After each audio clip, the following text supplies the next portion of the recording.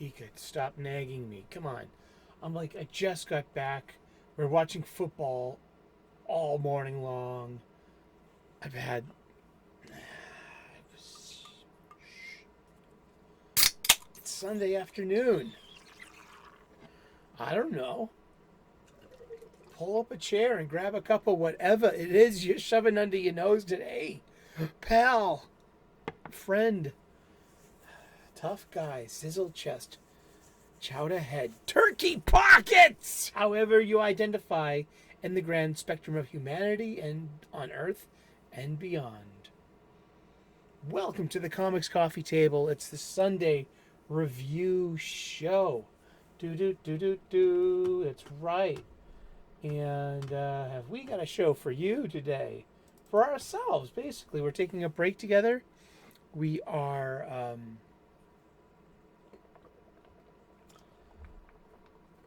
this is how you pour a Guinness can into a pint glass. And that's that.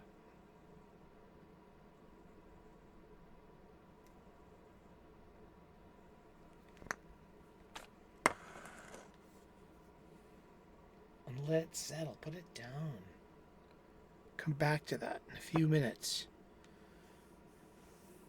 Guinness needs time. And comic books have their time too. And Sunday is the new release review day. That's right. We've got physical copies from two sources. If you were paying attention last week in the show, I was talking about how I could not make it to the local comic book shop because I had just had surgery done. It was a hernia.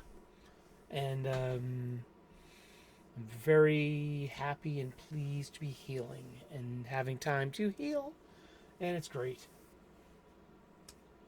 So I got my new comics from Yule Carter of Fantastic Comics.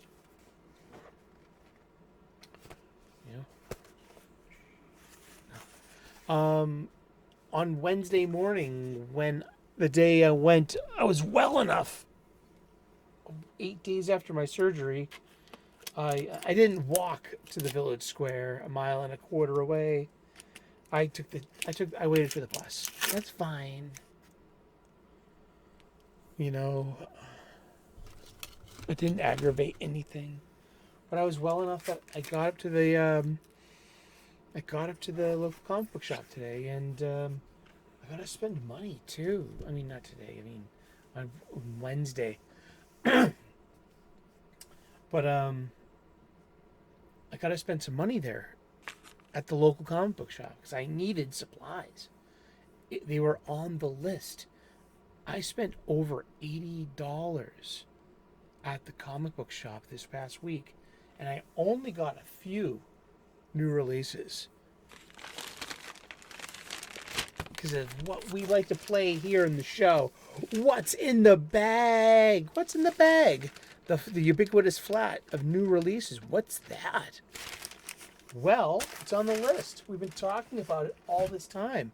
I was talking with the owner. We were just shooting the crap, and I looked at my list, and I put some emphasis on it, and I needed to get a new brick of acid-free boards, and good thing I got some Silver Age bags. Uh-oh. Was that an omission?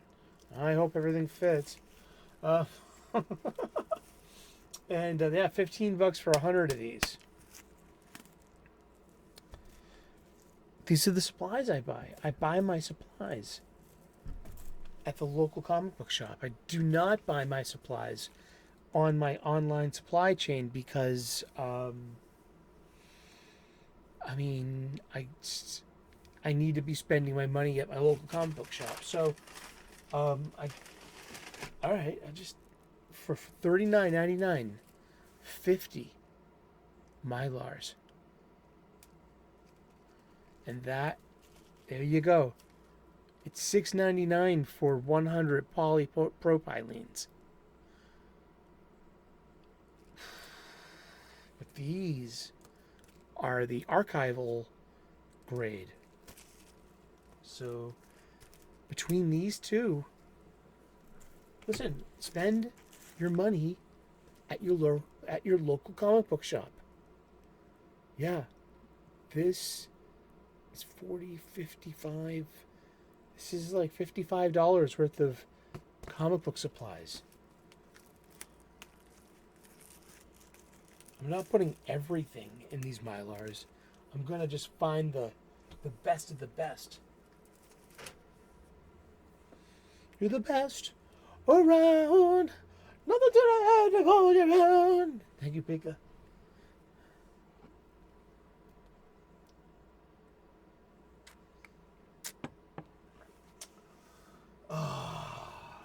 How are you doing today? I've been just healing, watching horror movies, reading comic books, talking about comic books, and it's time for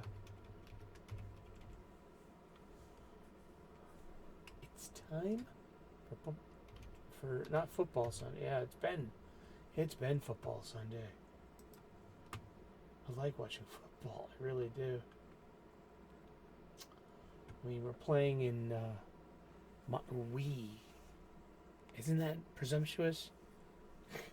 No, I'm from Boston, so we're New England Patriots fans here, and we're playing the Las Vegas Raiders today, and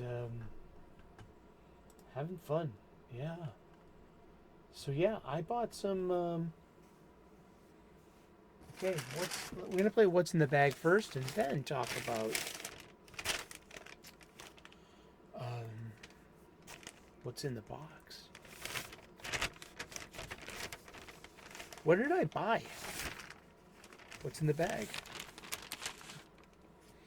Well, remember yesterday's episode we talked about facsimile issues? Well, this is brand new. $3.99. I mean, I just bought, but it's going to look great going with all those Daredevil issues I got on my spinner rack because it fits. Yeah. From the Wheelhouse. June of 1982. Look at that Frank Miller, Klaus Janson, art right there. Boom.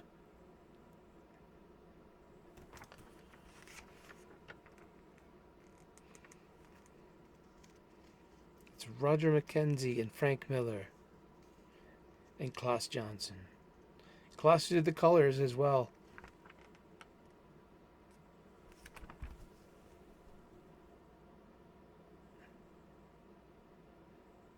Interesting, huh?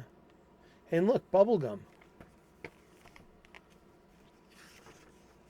And this was a 60-cent comic book in June of 1982.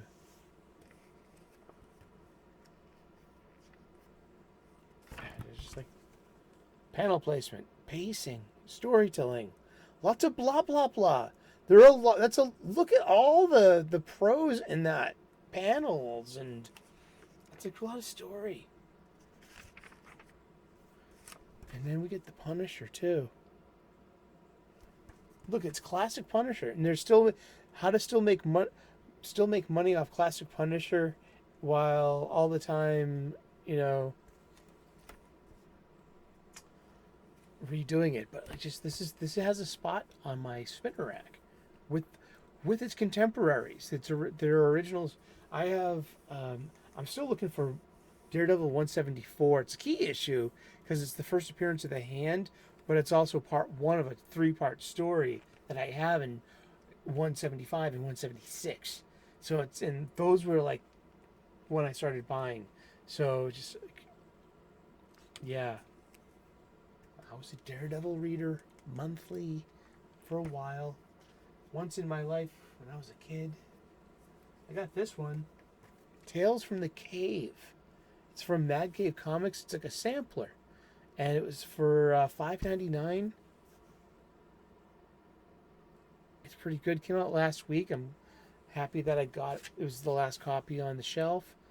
It's got a hunt, kill, repeat story. with a new team of creators. So I'm game. I really like Hunt, Kill, Repeat. It's probably one of my favorite new titles of 2023 because it took me by surprise. I got Green Lantern number 4. Was it? Yeah, pretty cool. $4.99. I got this Cap Wolf and the Howling Commandos by Stephanie Phillips. I grew up on war comics, DC war comics and Marvel war comics. DC had GI Combat and Sergeant Rock and Weird War Tales and Enemy Ace. Marvel had Sergeant Fury and his Howling Commandos. And that's before Nick lost the eye, and it was all set back in World War II. And this is set in World War II, where Captain America can be part of that, and it has a team up with the Howling Commandos, and it's a throwback to an 80s storyline of Captain America where he turns into a werewolf. And it totally works. And it's just like, this is like, we give this individual a lot of crap for their writing, I guess, but I mean, this one was really good. I liked it. That's that. Yeah, I mean, yeah, I had fun. I read it in the digital pirate chest, and I bought it. It was $4.99. Yeah, I read a pirated version, and I was like, you know what? This deserves my patronage. I'm gonna support this title. Yeah, I did. I love these I love war comics, World War II comics. And check it out. Okay, I got to get my Transformers number 1. Now I have one coming from Yule, and it's a variant cover I asked for too, if he had one. So but I was watching his show, and he had this on the screen for so long, I started noticing like really little art stuff about it. So this is the common cover of Transformers issue 1 from Skybound Comics. I got 2 of these, and I gave one to one of my favorite bartenders on last Wednesday.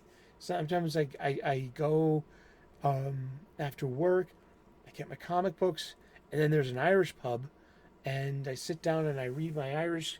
I sit down at the Irish pub, the Irish music and no televisions and a pint of Guinness, and I read my comic books. And the bartender's a good guy, and he asked me about what I'm reading. So I bought him one. And just out of it, I was like, this is part of your tip, Harry. Here, this is Transformers 1. This is meant for you, a new reader. And if you want another one, you gotta wait a month and go to the store across the square. I literally said that to him. This was fun. And now let's see. Here's my bonus.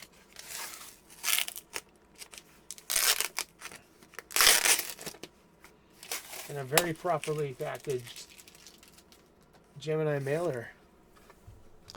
Gemini mailer. Mailing out comics.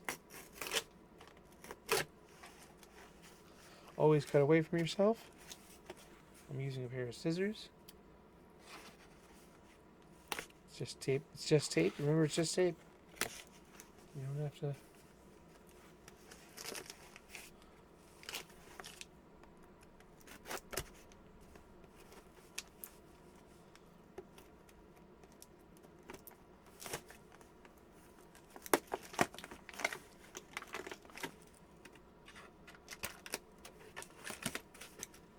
All right.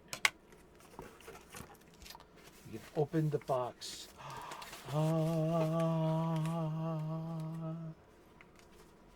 Properly packaged Gemini mailer. And look at this inside. I got one manga that I've been looking for months. It was funny because Yule is the one who suggested Volume 1 to me.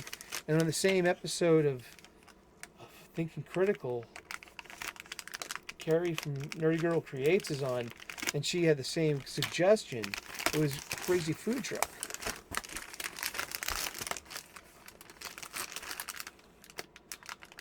And instead of buying Crazy Food Truck number 3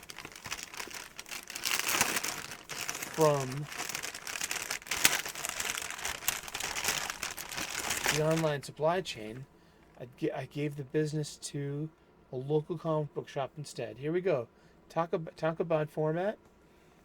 It's just a manga. It's just a manga, and it's the only manga besides Dragon Ball Super that I've been reading.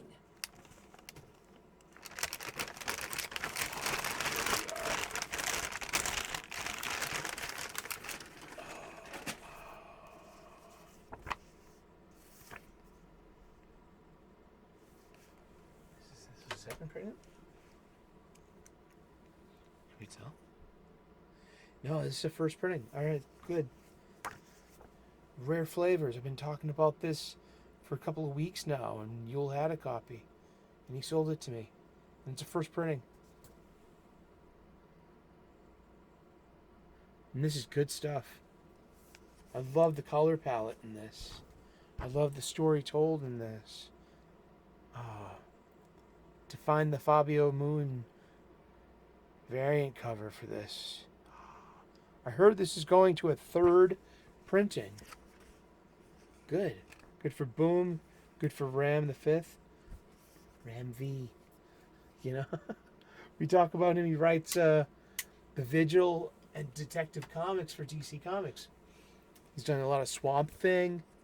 Oh, cool. Here we go. The Plot Holes issue number 2. None of these comics were on the shelf at my local comic book shop today, so I'm so glad I got my order in. This is from Massive Comics, issue number 2. Sean and Gordon Murphy's The Plot Holes. From once was a Kickstarter, is now... Ah, yes! I just saw the Transformers comic I got. That's the one I wanted! Yes! Ah. Okay, that is Laserbeak, not Buzzsaw. And that's Rumble, not Frenzy. And that's Skywarp. Soundwave. And Starscream, who was my favorite character. And Starscream mugs the entire opening of Transformers. So I'm not one of these big, like, you know, if I run into my best friend Brian from childhood, I will give him this one. But let me tell you, know how I'm always bitching about Zipatone? This is hand drawn. There's a little bit of Zipatone right here. And like I said, it's used sparingly for effect. These days, it's just some kind of click and point, drop and drag digital filter to drop on top of some line art. But over here, when it's used for its intended purpose, it's used for coloring. And I think it's supposed to emulate some even diamond plating, you know? And, oh gosh. And that's why I got this, was because Yule was showing off the cover art of this, and I was like, look, Zipatone for its intended use in context with shadowing and shading and light source. And it's not just some blasé catch-all digital filter you throw on top of some line art to make it look a comic booky. No! Look at this. Oh, this is some good shit. Look at all that onomatopoeia. This is a comic book. This is wonderful. Great time. He sent me the Sacrificers number 3. Oh, that's great. The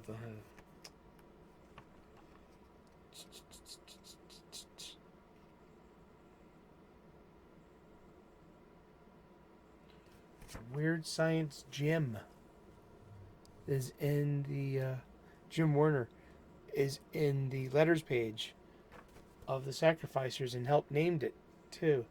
So this is great. This is the 3rd issue, and it's the first edition, and it's the first printing. This may have gone to a second printing. And then, this is a variant cover. Oh, wow. Thanks, Yule. You can tell this is a variant cover from the last 5 digits of the UPC barcode. This is issue 2, but that second 2 means that, this is the second cover, while that fifth one means volume number, or printing number. Yeah, printing number, rather. But this is a confusing and confounding. I'm looking forward to this, but it's all pencils. And this is what the entire thing looks like, and it's such a slow burn. I have no clue what it's about. And I read the first one, and I barely liked it, but I respect it so much, and I love its art, and I want to support it. But wow, thank you, Yule. That's great. Awesome. So yeah, this is what I'm so psyched.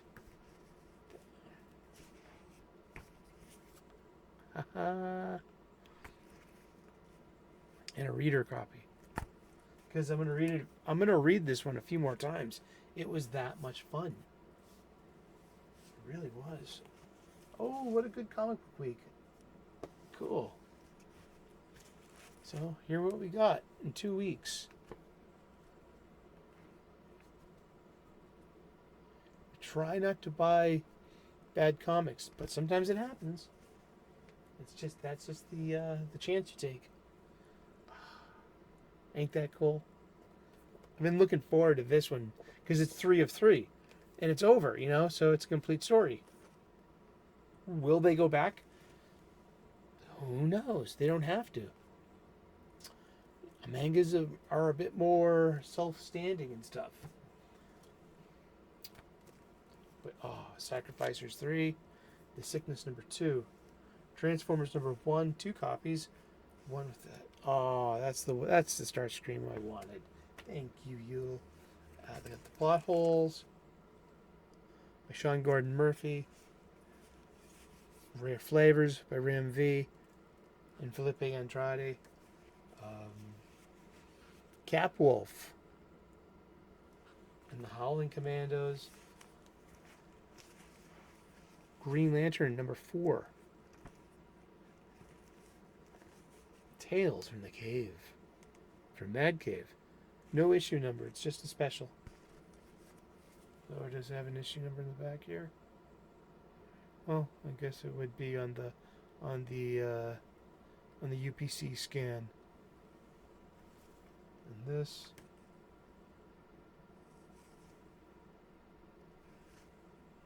Oh, here we go. Okay. 183.11. Interesting.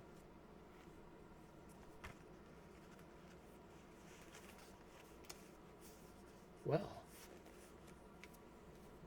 let's get to it. We got digital comics to review. What?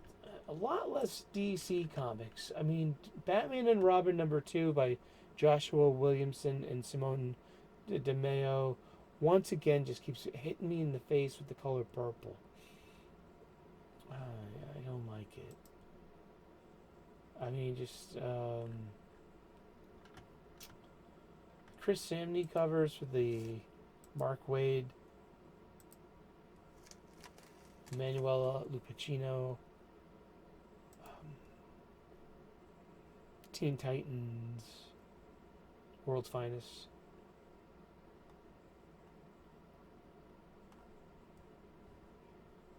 Yeah. I mean, I'm glad I stopped by, and yay. And I'm not saying that to diss anything. It's just more of like, I mean, I think it's just written for the trade. I mean, I like being proved wrong, especially when I'm being finicky. It means, well, I don't like it. I can respect it. And when done with your scissors, always, please, put them back in their proper place. All right. We tried reading Batman City of Madness #1 by Christian Ward, story and art by. It's Black Label. It's beautiful. It's great.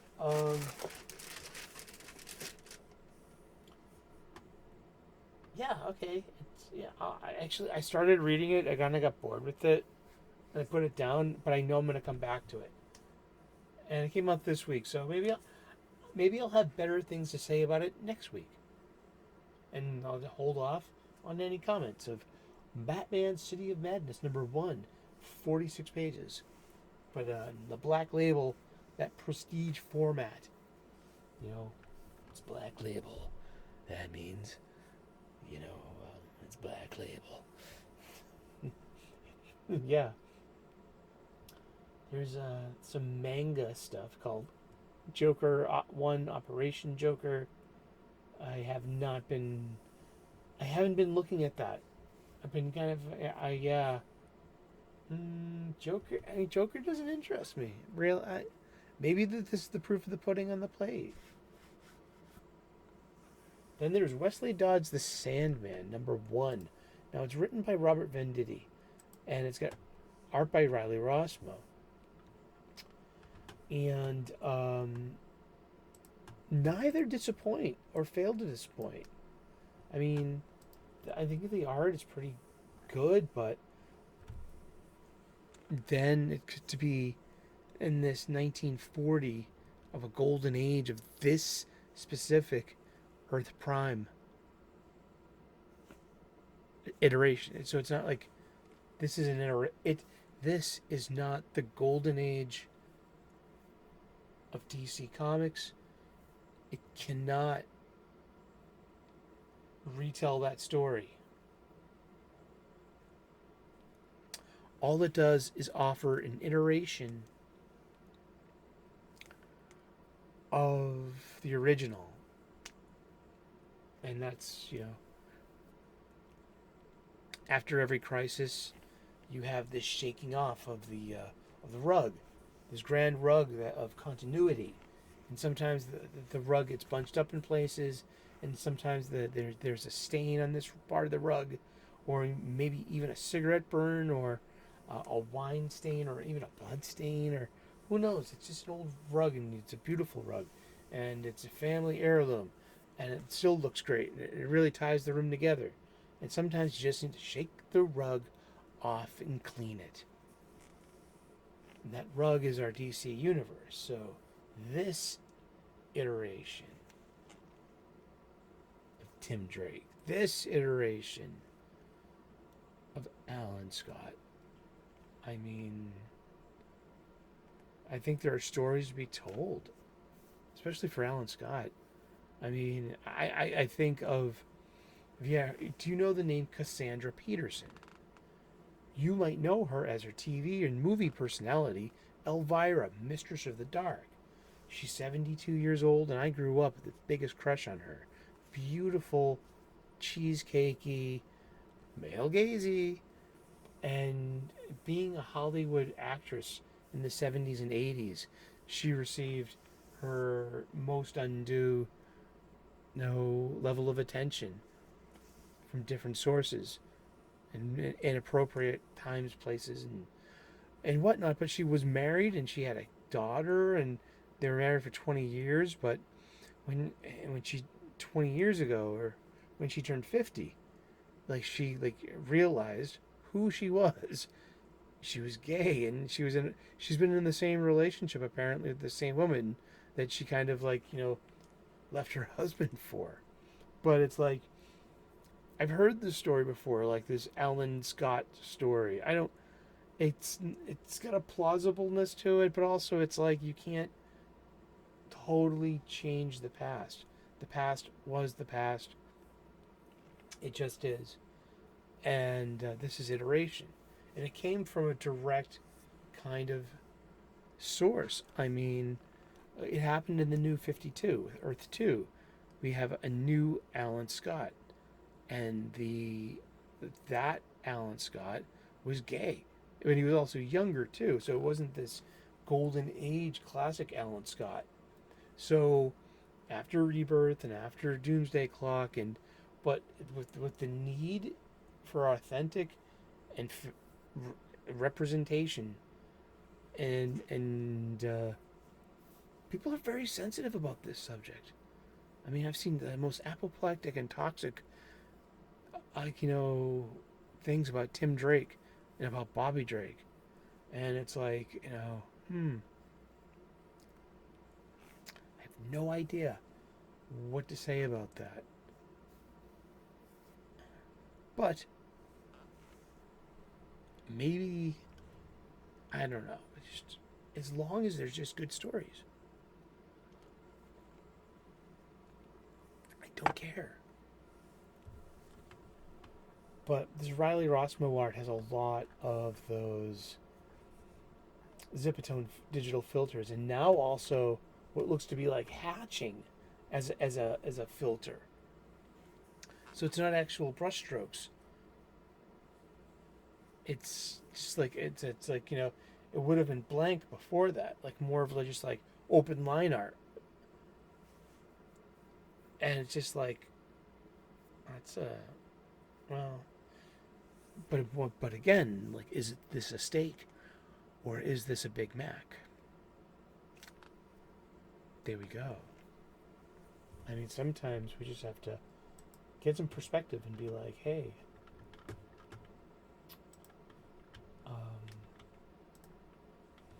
but yeah, and then there was Green Lantern number 4. I mean, I bought that. I read it. I enjoyed it. It's Jeremy Adams. I mean, like, yeah, I'm all for it. Hey, look.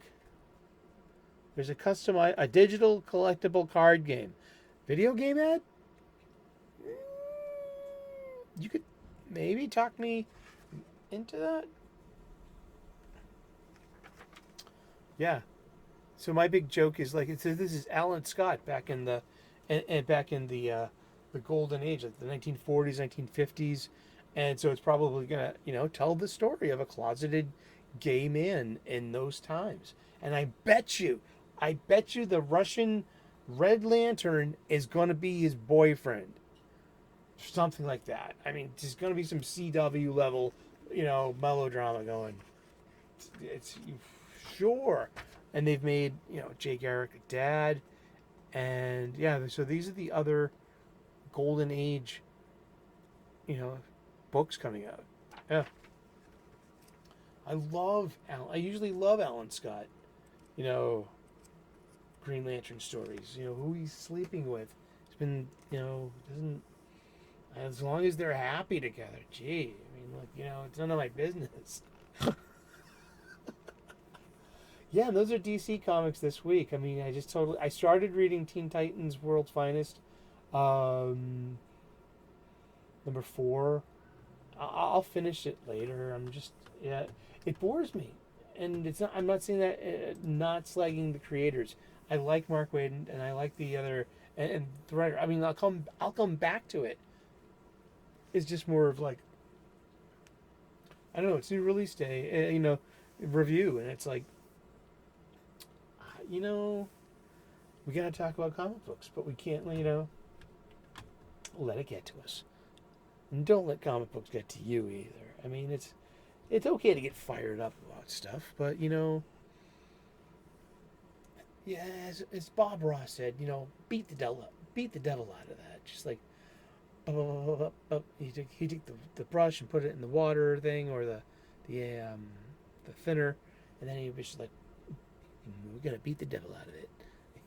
Isn't that fun? And just he'd make the brush clean for the next stroke. And I'm gonna look at these. How many Marvel comics do we have to read today? We had 2, 4, 6, 8, 10, 12, 14, 15 Marvel comics we read this week. And guess what? We bought one of them out of just reading a buddy of mine shares with me a pirate chest of digital comics every week. And so I'm reading like advanced copies of Marvel comics, and I've been more forgiving, and I've been giving them a chance in buying stuff, like such as like come on, this is a trap. This is just made to get my $3.99. I should just get the, like if I actually gave a shit, I would just buy the issue. But no, I mean like it was like I wanted to buy something and just like, and this is gonna fit so well with the rest of the the original stuff that I have. It's cute. My spinner rack. Don't tell me how to. I'm just kidding. But yeah, Cap Wolf and the Howling Commandos by Stephanie Phillips. I mean, and art by Carlos Magno. Then it goes to a color artist. They're just like. Here's your info dump page. In the world we know, Captain America was temporarily transformed into a werewolf decades after he fought on the front lines of World War II with Nick Fury and the Howling Commandos. But in this world, where shadows loom at the fringes of the battlefield, things went a little differently. So it's like, what if? And it's been fleshed out into more than one issue. There might be 2 issues, could be 3, but I'm into it. I mean, this reminds me of the comic books I read growing up. So I'm going to say, actually, this is my favorite Marvel comic this week. It has to be. I bought this. I spent $4.99 on it. And the art's not that bad. I like the story. It's Cap in World War II. And hanging out with Sergeant Fury and Dum Dum Dugan and the Howling Commandos in World War II. And Cap turns into a werewolf. And then we have to deal with that in the next issue. It's not bad, one bit. I mean, this is entertaining. This is fun. This is a good comic book. And but yeah, so in the mid to late 70s,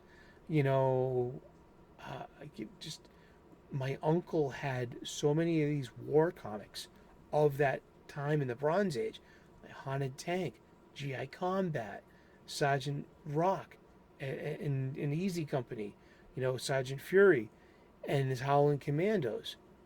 And this is pretty good. Thank you, Dr. Phillips.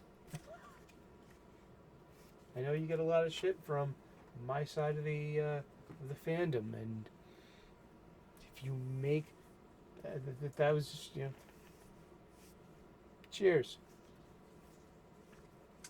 Yeah, and the rest. Well, my second favorite I didn't buy, but I should, was Wolverine 38. That was really good. It was written by Benjamin Percy. Like I say, his name is everywhere over Marvel Comics these days. And he's writing, yeah, I mean, he is definitely one of the bullpen writers at Marvel Comics. All props. And I think it's really great because it's just like, it opens on a rainy night. This is like issue 2 of an ongoing arc, but they really read very well standalone. Great pencils, line art by Juan Jose Reap. And Steve Rogers is in a bar shooting pool, drinking a beer in Manhattan, and then walks Logan. Just be like, oh man, I need you. We got to go on a mission. Come on. And it was like, it's like, no, this goes way back. And just like, I think that plays really well. Just World War II Logan and Steve Rogers. Mostly everything taken, I think it takes place with some great art too, like by Juan Jose Reap. There's it's not a flashback. It is like a flashback page to where they, what they teamed up in World War II, taking out Yazis. But everything else is set in the now. And it's pretty good. Oh, gosh. Yeah. This is great. This great page of Wolverine cutting through a ship to get to the bottom of the ship, to sink the ship. And it's just it's one splash page, or it's one huge panel, and just like time passes through Wolverine dropping deck for deck. You gotta see it, man. It's really good. I mean, yeah. But yeah, Wolverine 38. That's got the sauce. Yeah, because we were going to do this reverse alphabetically from X to A. Yes, that's right. A from X to A. We have X-Men Red, number 16. I looked at it. I looked through the whole thing, burned through it. It's just so not my kind of thing, over my head. It's the X-Men on Mars. All right, then Wolverine 38. Yeah, you got Venom 26. Interesting. We've given Black Widow Natasha Romanoff a symbiote, and she uses as a super suit. So now imagine Black Widow meets symbiote. Ain't that cool? There was the Return of the Superior Spider-Man, written by Dan Huslot, and a whole host of different artists. I think this was supposed to have been the issue 0 mentioned in the solicit for the trade paperback already in April of 2024 of this very run of comics. Star Wars Mandalorian number 5. It was fine. It was Ahsoka Tano. Giorgianti pencils. I mean, for maybe the story for me succeeds in the story beats allowed in the comic book, and where I can actually hear the Ben Burt sound effects because I'm the one imagining them, or you know what I mean. I haven't seen these shows. I've seen clips, but there was Star Wars Dark Droids number 3, which is the core title. It's written by Charles Soule. $4.99, 25 pages. Yeah, that's there are, I think, 15 more issues to go in this. 15 more floppies to read till the completion of this mini event. Ain't that cool?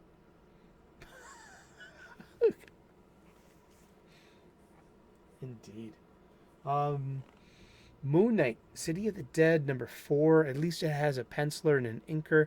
It looks fine. I'm just like, I gotta breeze through it. The story is just, it's not connecting with me.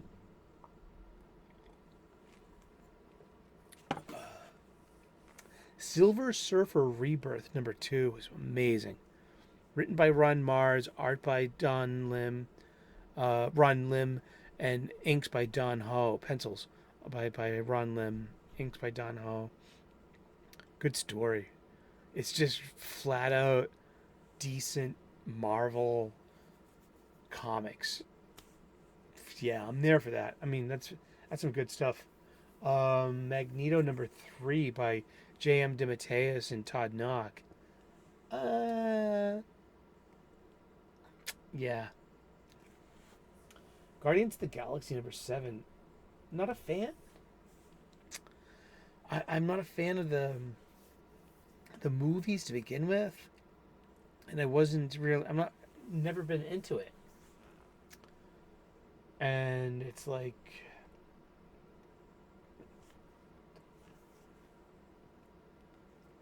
hiccup. Yeah, it's who writes this? Lanzing and Kelly. Okay. There's some like new power duo of writing in different places. Colin Kelly and Jackson Lansing. Yeah, I was completely lost.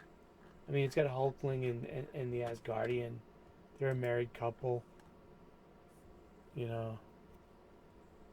Which came up organically over time in story. So, I mean, gee, there you go.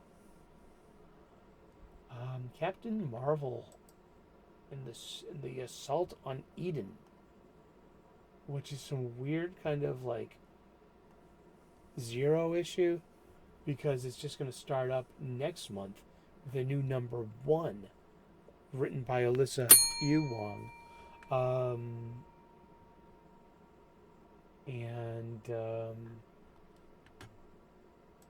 Sure. I hope they sell. I mean, who's buying these things? Blade 4 was fun. Just over the top hyper violence of vampire slayer versus vampires on a bullet train. Yeah. It is what it is. It's pretty just standard. Okay, we got 2 more left. I'm saving this one for last. I hope you know that. Because I've been raving about it the past few issues. So it deserves to be the last in this week's thing. But it's not this. This is Avengers Number 6 by Jed MacKay.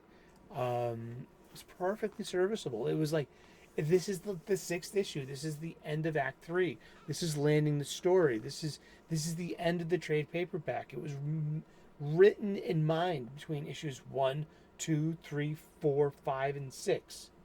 I mean, sometimes I actually legitimately wonder why there are individual floppies anymore, when perhaps you can just release quarterlies or you've the direct market. You get $25 just trade paperbacks.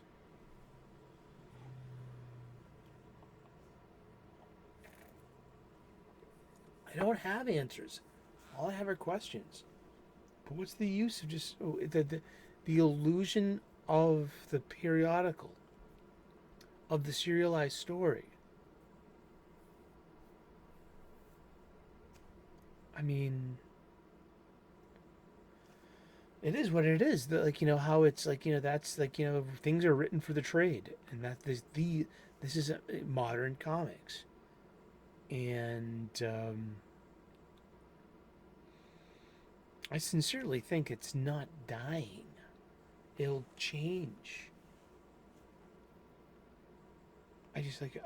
Without advertisement, like on the big 2, it's like, what's the point of serialized,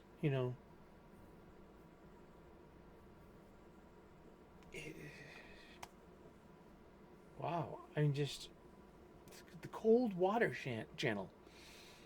No, I'm not trying to be black-pilled or pessimistic either. And it's because I'm all about... This is why I think comic book shops will endure. The direct market in ways will endure, because it'll still be the place where you get your... it's a bookstore. They're just very niche market. There are so many.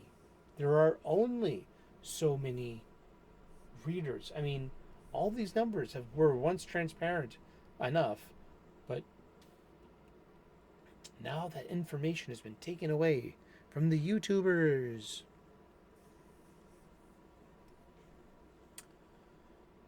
Avengers Number 6, Jed MacKay. It's fine. It's just Ivan Fiorelli does the art. I mean, it's got a great team. Black Panther, Iron Man, Thor, Thor Odinson, The Vision, Scarlet Witch, Sam Wilson, Captain America, and Captain Marvel. Carol Danvers. Yep, it's fine. It's just like, it's big. It's an Avengers story. But it's like this is the issue. This is the part of this issue that lands the story. That's it. It's not much to this. Now with the last one we're gonna touch this week, I've been a vocal proponent of it, and it's Amazing Spider-Man by Zeb Wells. Um, this Dark Peter Parker thing. Okay, here's your setup. Craven the Hunter, Craven Jr. He's banging the Goblin Queen. What they need is to take this sacred spear and mystically fill the spearhead up with the spirit of the Green Goblin and stab Norman Osborn with it. Harry's dead, I guess. And but Peter throws his body in the way and takes the hit without knowing what this thing is, and ends up goblin-fied. And so we've had this like delicious couple of issues of Peter through a dark lens, through the mirror darkly. I like it. I think it suits him. I think he's got a lot of pent up, shit. And I think it sets up something else coming up called Gang War. I also think the whole thing with Paul Rabin is just hiding things in plain sight. That's an event, a happening away from being the big bad who's been hiding in plain sight the entire time. Or I could be wrong. Who knows?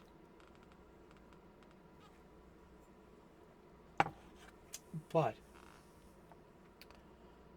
this issue, ASM number 35, which also climbs from its Amazing Spider-Man, is still the flagship title of Marvel Comics. And it's been selling for $3.99. It is now a $4.99 comic book for 25 pages of story, art, title page, and really damn good art too. Especially with Peter, there's a big confrontation between Craven and evil Spider-Man and the Goblin Queen and MJ, and he snaps out of it, and that's that. So I think it's just all this, like, I don't know. I think it ended too cleanly, or did it? No, I don't know.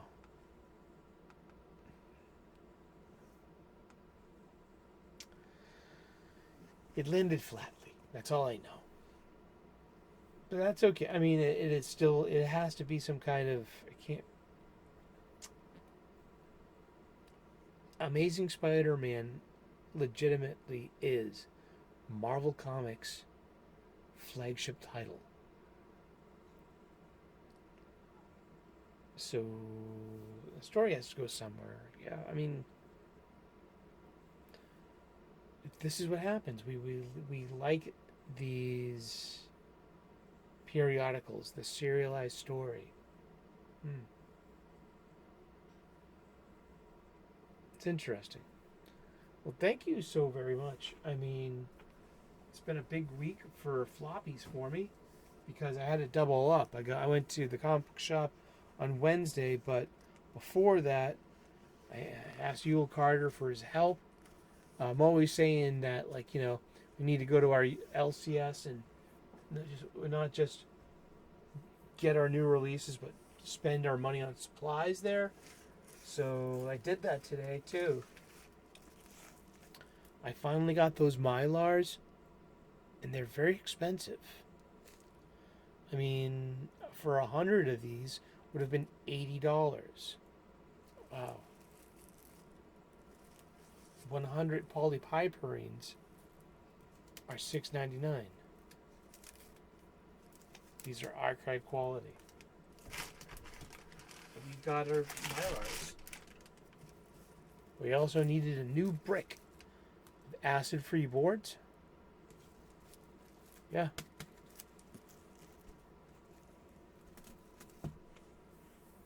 We got a whole bunch of new comics. Really looking forward to this. I love having a manga. I love having a manga to read.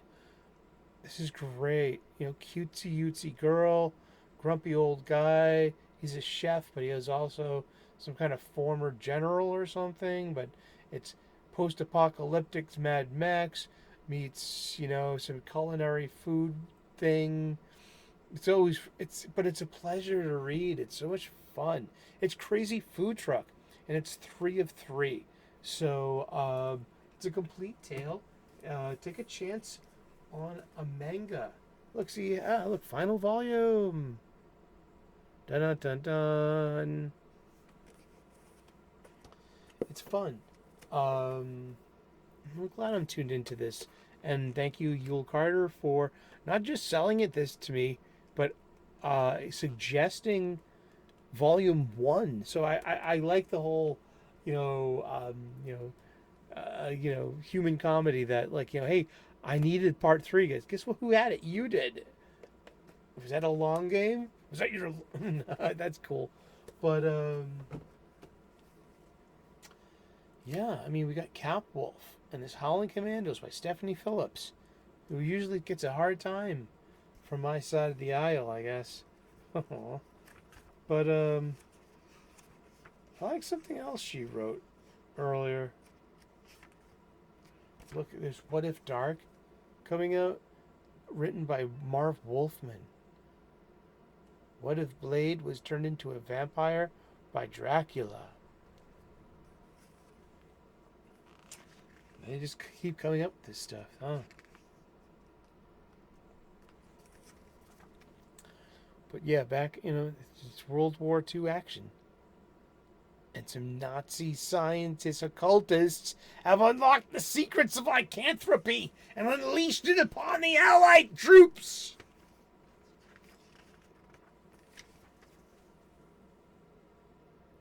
And Cap gets scratched by a werewolf. And it's fun. It's mindless. It's fun. There's nothing going on here besides, some war stories. I like that a lot. I've read a lot of those growing up. I have a fondness for it. We got Green Lantern. Standard. It's fine. It's perfectly harmless. I guess that's not even a good thing to say. I mean, but we have like major. Oh, it's Major Disaster, not Major Force. Okay. Sorry, I just.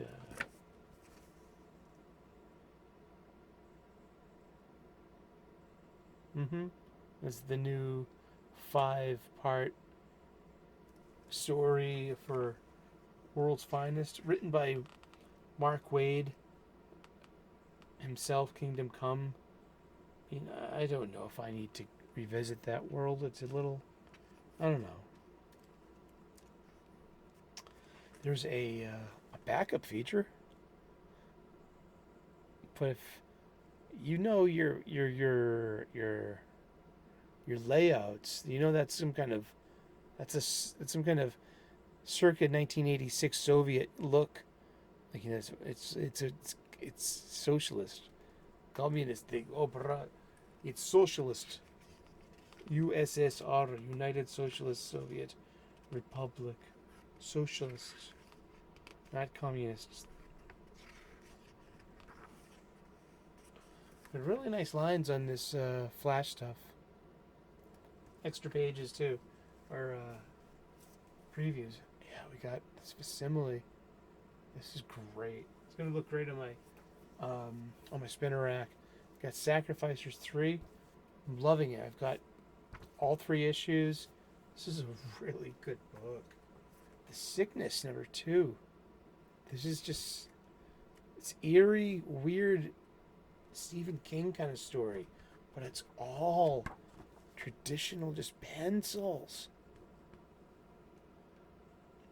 I'm so happy for this. This looks great. I mean, that something like this can still have, I mean, just that art is just, it kills me. That's just so good. I'm loving it. We've got 2 copies of the Transformers.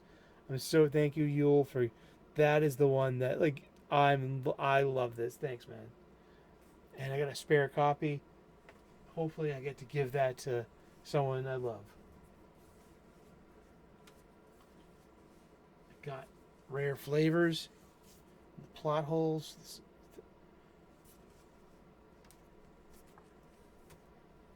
It's a Mad Cave too. I'm sorry I don't have any Scout. I thought that Count Dante number 3 would have been out today. I was hoping to get a copy, and I got there early enough too, so maybe just they didn't get any, or I'll find it. If it's been solicited a few times, and it's got to be on it's got to be on the shelf somewhere.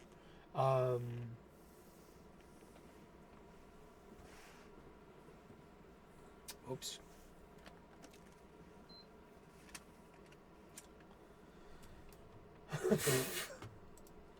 But yeah, those are the comics this week. We read a lot.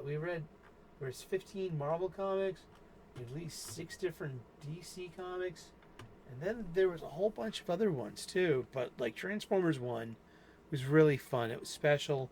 Like I said, I bought 2 copies of the Optimus common variant, because I got this literally for this show because I didn't need this. I had this. But because I wanted to show you that Zipatone filter that's mimicking diamond plate on Optimus's inside thigh, and there's foreshortening here. You know what I mean? Just like, I mean, that's the use of the Zipatone. Even if that's a filter. You know what I mean? Do you see what I see? Thank you. Thank you for putting up with me. And this is just some great fucking shit in here, man. This is so fun. I love Starscream. He's gonna die horribly. Probably at Megatron's hands, too. Oh, boy. This is gonna be fun. All right. Thank you so very much for tuning in. It's the Sunday new release review day. Thank you for putting up with my low energy today. It's been, I mean, the game is just, kickoff is in a few minutes. I mean,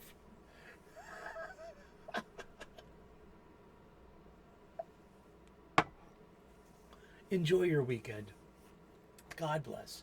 Namaste. Good luck. We will see you again in those funny pages. Ciao. Bye-bye.